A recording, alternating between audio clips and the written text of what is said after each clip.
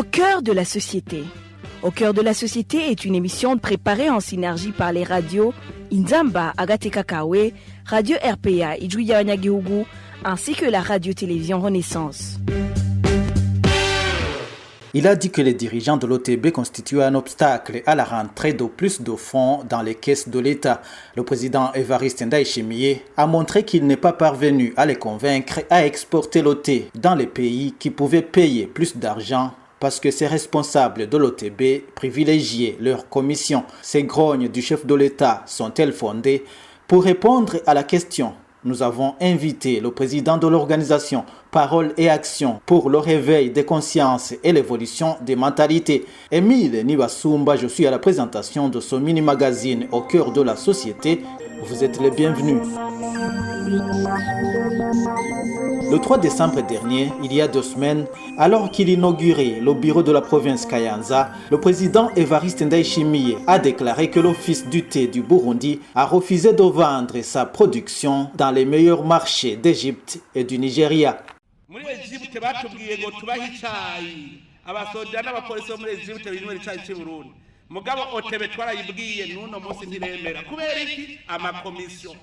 L'Égypte nous a demandé d'acheter le thé du Burundi pour que les militaires et les policiers boivent le thé du Burundi, mais jusqu'à maintenant, l'OTB a refusé d'honorer notre promesse.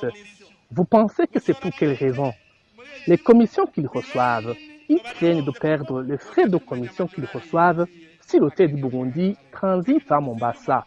Vendre le thé en Égypte à un prix plus élevé serait une perte pour eux, car la quantité du thé exporté ne serait plus en secret et ainsi les devises qui viennent de l'exportation du thé rentreraient dans les caisses de l'État en totalité.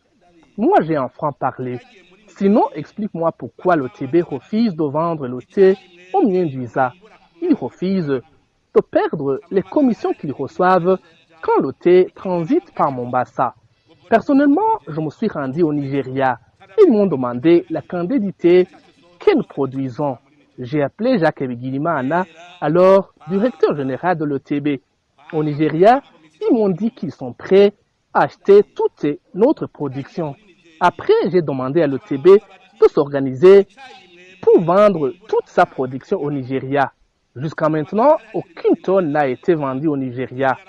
Ils ont peur que nous soyons au courant de la quantité du thé exporté. Ils ne veulent pas que toutes ces devises rentrent dans les caisses de l'État. Ils m'entendent ici. Moi, je ne peux ne pas le dire pour couvrir les gens qui ne souhaitent pas que le Burundi se développe. Je ne peux pas.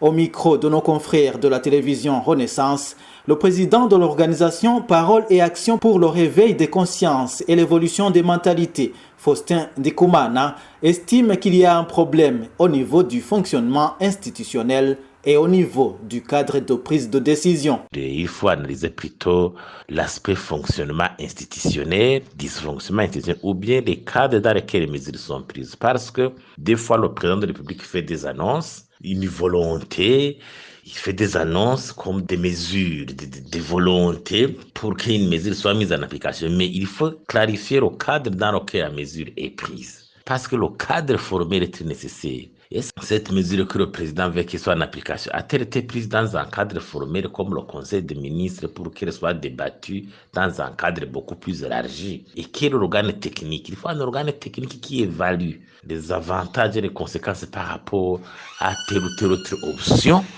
prise dans l'exportation de tel ou tel autre produit.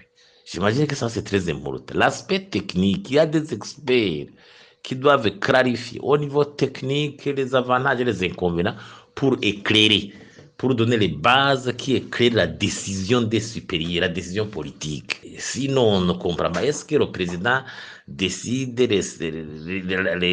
les institutions hiérarchiques inférieures ne suivent pas? C'est une désobéissance. C'est pourquoi ceux qui ont désobéi ne sont pas sanctionnés par après. Il y a un problème de dysfonctionnement institutionnel et un problème de cadre dans lequel, le cadre formel dans lequel les décisions sont prises. Sinon, il ne faut pas y aller par 4 chemins. Si on veut redresser le secteur thé, on mise d'abord sur la quantité produite. La filière thé, il y a des problèmes à régler. Il y a la production, l'engrais, aspect technique, scientifique, innovation, semences sélectionnées, comment rémunérer les citoyens. Il y a des aspects techniques qu'il faut régler, mais avec comme objectif final l'augmentation de la production, mais de qualité.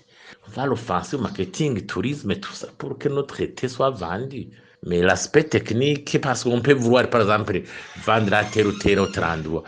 Il faut différencier le mode de transport, ou bien ici c'est par voie routière, c'est par voie maritime, ou c'est par avion. Là aussi il y a des différences au niveau des coûts de transport supplémentaires qui s'ajoutent au prix de la marchandise. J'imagine qu'il faut déblayer, il faut qu'il y ait des cadres techniques, fonctionnaires, expérimentés qui écrivent les décisions des décideurs. Sinon, le président peut souhaiter dire je vais associer cela, mais dans quel cadre formel cela a été décidé?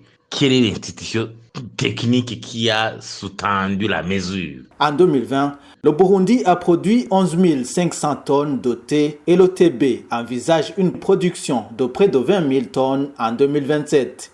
Il faut signaler aussi que les dirigeants de l'Office du thé du Burundi OTB sont nommés par le président de la République sur proposition du ministre de l'Agriculture et de l'Élevage. Et voilà, c'est par ici que nous mettons un point final au mini-magazine au cœur de la société.